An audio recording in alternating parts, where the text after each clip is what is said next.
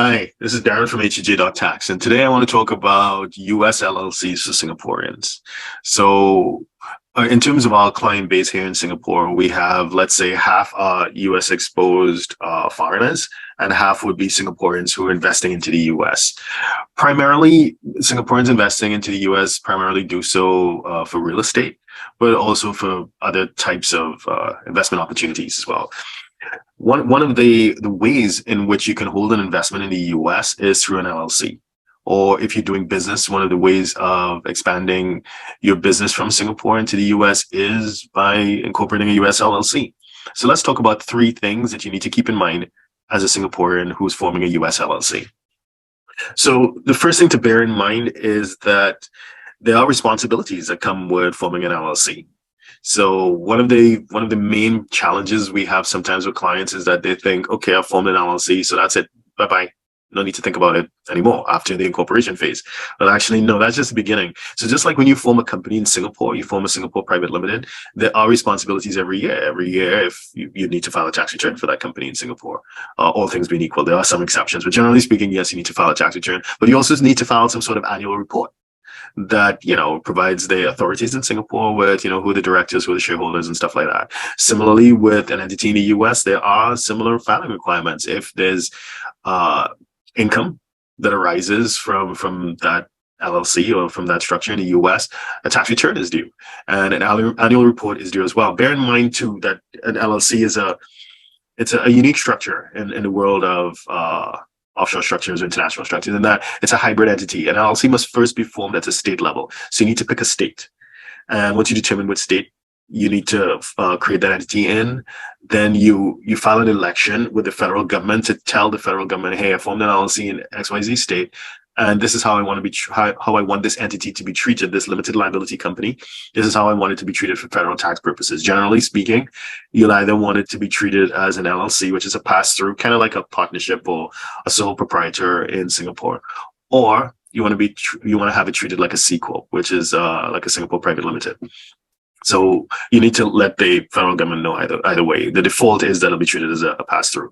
Another thing to bear in mind is the fact that you need to pick the state that you want to incorporate in. You may think it's easy as well. Everything is Delaware because Delaware has a great brand. It's super easy. You just go online. It's done pretty quickly. But the US is a federal republic, which means that if you form an LLC in Delaware and you want to do business, for example, you want to have a rental property in California, that Delaware LLC is treated just like a Singapore company. It's a foreign company. It's foreign to the state of California. So you need to register that entity to do business in California.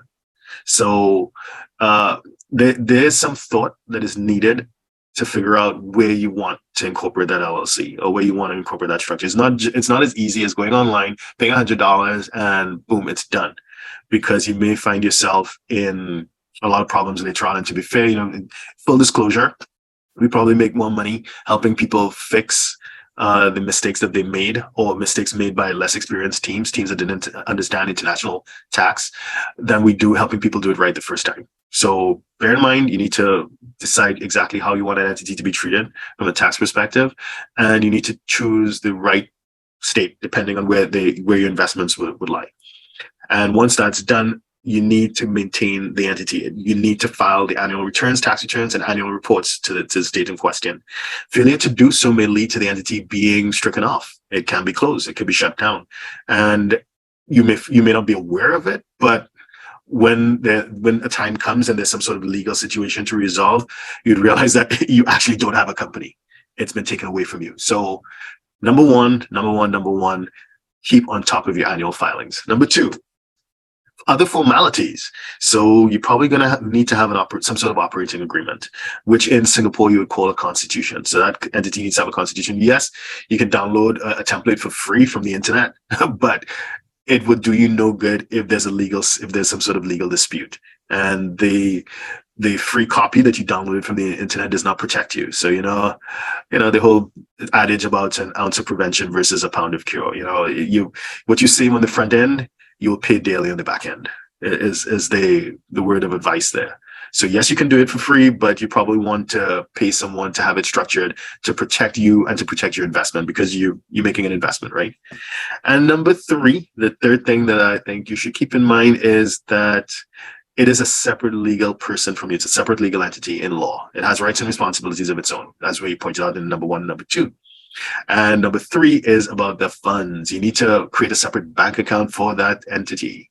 And you would probably want to take steps to make sure that you don't commingle funds. If there's any sort of transaction that's needed, even though you may be the only person behind it, you may still want to make sure that you have proper minutes and board resolutions, directors resolutions, or whatever the case may be. There's a proper governance structure in place because you have an operating agreement, and you make sure that you cross the T's and you dot the I's.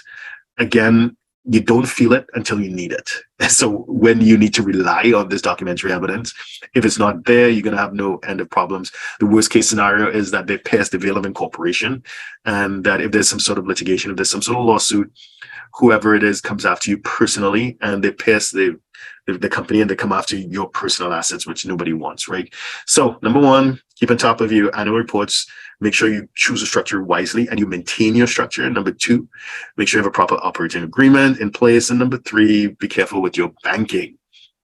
If you want to discuss this or any related issues around US investments, US taxation, US Singapore taxation, please feel free to reach us at htj.tax, and we can arrange a consult where we can take a deeper dive into your situation and give proper advice. So this has not been advice. We were just having a general conversation about the things that you need to keep in mind with US LLCs. Thank you very much. Have a good day. Bye-bye. So if you're a 6, 7, or 8-figure investor, entrepreneur, or business owner who needs a tailor-made solution from a qualified team of professionals, we can help you achieve the international lifestyle, the freedom, and even the tax savings you're looking for. Visit us at htj.tax and live that international life.